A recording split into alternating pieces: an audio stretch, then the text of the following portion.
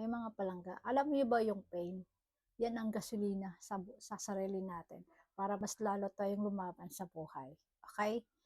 Kaso nga lang yung iba tinatambayan, ninanamnam nila at tinatambayan kaya ang naging nangyari mas lalo silang humihina.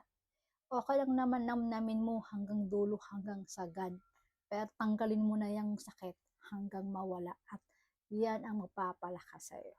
Dalawa lang naman pwede mong pagpipilian o either mag-stay ka sa sakit or mag-i-stay ka at mananatili kang mahina or umalis ka at mas strong ka sa mas inaasahan mo.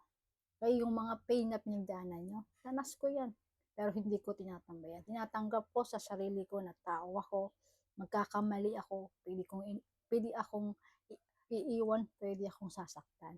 Gano'n talaga ang buhay, hindi lahat ng gusto mo mag-i-stay, hindi lahat ng mahal mo, mahal ka, hindi lahat ng kinikip mo, ikikip ka. Okey?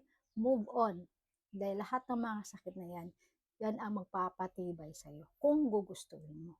Huwag mong hayaang mag-keep yung sakit sa buhay mo dahil nauubusan ka ng oras. Tandaan mo, lahat tayo may deadline. Wala nang rewind. Kung nasaktan ka man ngayon, tanggapin mo sa sarili mo. Okay lang yan. Hindi ka naman pangit, hindi ka naman disabled. Lahat naman meron ka, di ba? Pero kaso nga lang tao tayo. It's part of human being na sasaktan tayo. Kaya kailangan natin maging matatag dito.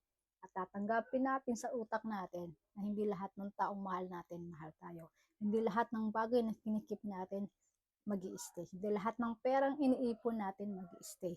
Dahil sa buhay natin, come and go lang. Matuto tayong tanggapin ang katotohanan.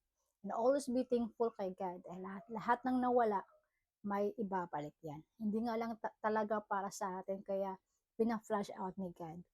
Minsan nga kung yung mga plano mo hindi yan nakakabuti sa'yo, kaya kailangan niyang tanggalin lahat yan sa'yo.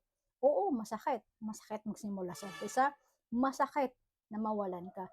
Pero always be thankful. Ginagawa ni God lahat yan para ilagay ka sa tamang daan at para maging masaya ka at para maging matagumpay ka sa journey na gusto mo, sa pangarap na gusto mo. Kaya yung pain, huwag mong tambayan. Okay lang yan. Mas gawin mong gasolina yan para mas lumalakas ka at maging matibay ka. So guys, thank you for watching. If you like this video, don't forget to follow, to heart me, to copy link na rin. Okay, have a nice day and thank you for watching.